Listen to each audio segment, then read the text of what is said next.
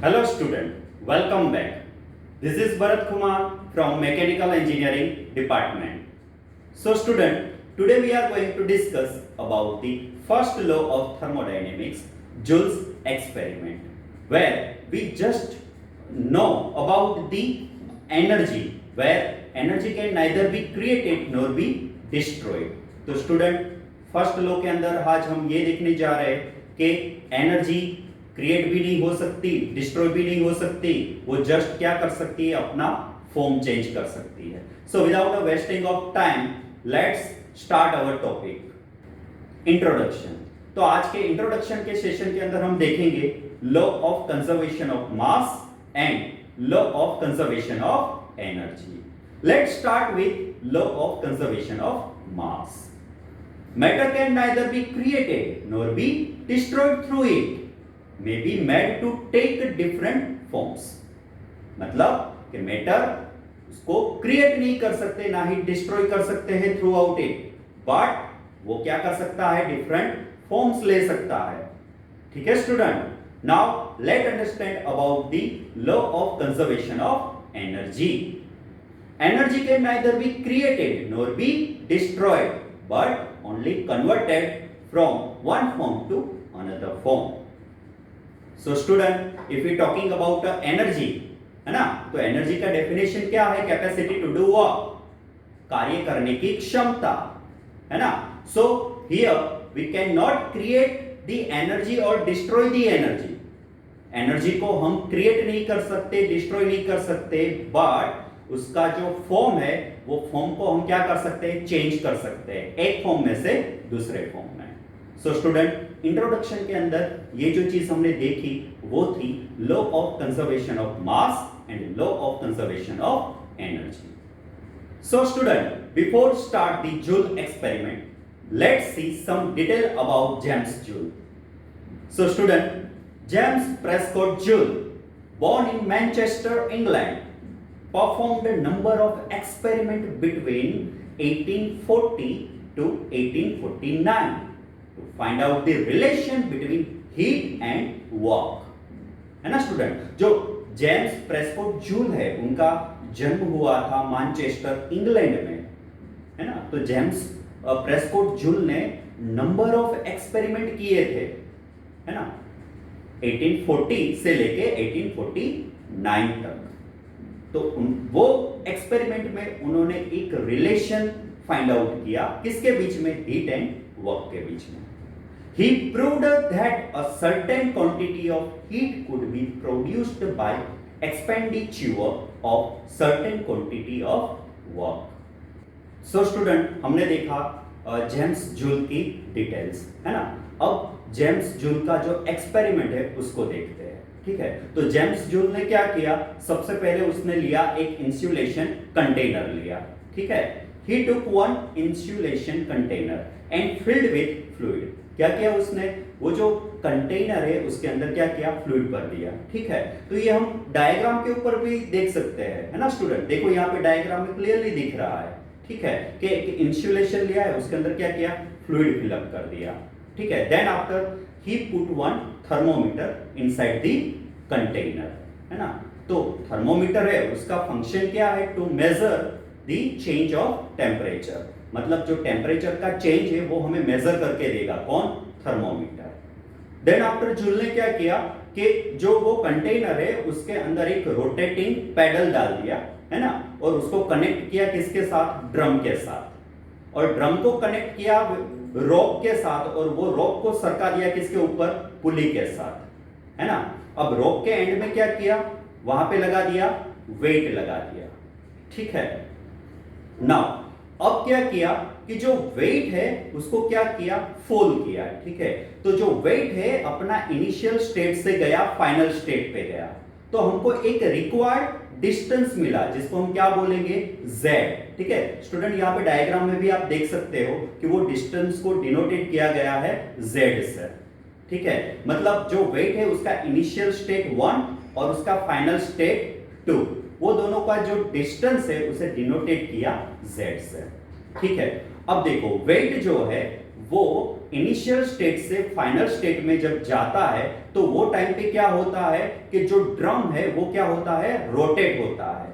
ठीक है, तो ड्रम रोटेट हुआ तो ड्रम के साथ लगा हुआ है पेडल व्हील लगा हुआ है, तो वो पेडल व्हील भी क्या होगा, रोटेट होगा।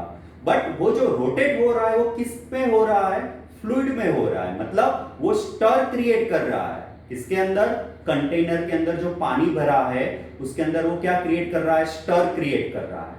ठीक है स्टूडेंट, तो स्टर होता है तो उसके कारण क्या होता है, हीट क्रिएट होती है।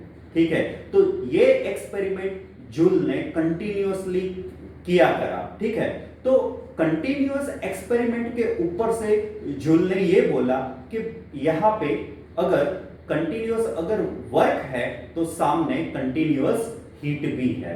तो जूल ने ये बोला कि जो वर्क है वो प्रोपोर्शनल टू हो जाता है हीट के साथ। तो स्टूडेंट यहां पे ये डायग्राम के ऊपर से भी ये चीज हम इजीली समझ सकते हैं और ये एक्सपेरिमेंट क्वाइट इजी है to understand heat and work. Now student, let understand Joule's experiment with the help of PV diagram. So student यहां पे पीवी डायग्राम आप देख सकते हो डायग्राम के अंदर भी। ठीक है स्टूडेंट, अभी देखो डायग्राम में क्या है ना, दो स्टेट दिए हुए, एक इनिशियल स्टेट और एक फाइनल स्टेट। अभी देखो प्रोसेस 1 से 2 है ना, वो इंडिकेट करता है वर्क डन, और प्रोसेस 2-1 वो इंडिकेट करता है हीट, है ना। तो यहां पे जूल ने ये साबित किया कि work is always proportional to heat, है ना। अब जो प्रोपोर्शनलिटी है उसको रिमूव करने के लिए जूल ने दिया क्या, कांस्टेंट दिया। क्या बोलेंगे उसको, प्रोपोर्शनलिटी कांस्टेंट और मैकेनिकल इक्विवेलेंट ऑफ हीट। तो यहां पे फाइनली जूल का एक्सपेरिमेंट कंटिन्यूअसली परफॉर्म करने के बाद जो रिजल्ट मिलता है वो हमें मिलता है W is equal to JQ, जहां पे J का वैल्यू है 1, है ना। तो क्या हो जाएगा, W is equal to Q, मतलब work is equal to heat. So student, after the discuss about the Joule's experiment, let's see about the various statement of first law of thermodynamics. Let's see first statement, है ना। If mass is conserved, then energy can neither be created nor be destroyed, but only converted from one form to another form, है ना। मतलब कि मास अगर conserved है तो energy को हम क्रिएट नहीं कर सकते, ना ही उसको डिस्ट्रॉय कर सकते हैं, बट वी कैन चेंज, मतलब उसको चेंज कर सकते हैं एक फॉर्म में से दूसरे फॉर्म में। ठीक है student, now let see another one, that one is heat and work are equivalent to each other and may be converted one into another. यह स्टेटमेंट क्या कहना चाह रहा है कि जो हीट एंड वर्क है दोनों एक दूसरे के साथ क्या है, समतुलित है, और मे भी एक दूसरे में वो क्या हो सकते हैं, कन्वर्ट हो सकते हैं। ठीक है student, now third one, in any cyclic process of system the algebraic sum of all work transfer is proportional to algebraic sum of all heat transfer. अब ये सेंटेंस क्या कहना चाह रहा है कि सिस्टम का अगर साइक्लिक प्रोसेस है, ठीक है, तो जो वर्क है ना, या फिर वर्क ट्रांसफर, उसका टोटल समेशन वो प्रोपोर्शनल हो जाता है हीट ट्रांसफर का टोटल समेशन के साथ, है ना student. Now let's C fourth one, that one is the stored energy of an isolated system is constant. मतलब कि जो आइसोलेशन सिस्टम है, ठीक है, उसका जो स्टोर्ड एनर्जी है वो क्या रहता है, कांस्टेंट रहता है। ठीक है, now let move on another, that one is the net heat added to a closed system. मतलब कि एक क्लोज्ड सिस्टम है, उसमें हमने क्या किया, एक नेट हीट को ऐड किया, है ना, minus the net work done by the system. मतलब क्या किया, वो जो हीट ऐड की उसमें से हमने क्या किया, जो नेट वर्क है उसको क्या किया, माइनस किया। तो वो इक्वल टू क्या हो जाता है, is equal to the increase in stored energy of the system, मतलब सिस्टम का जो स्टोर्ड एनर्जी है उसको क्या कर देता है, इंक्रीज कर देता है। तो स्टूडेंट ये सारे statement first law of thermodynamics के हैं। So student kindly attempt this mind twisted questions, it's link provided in description box.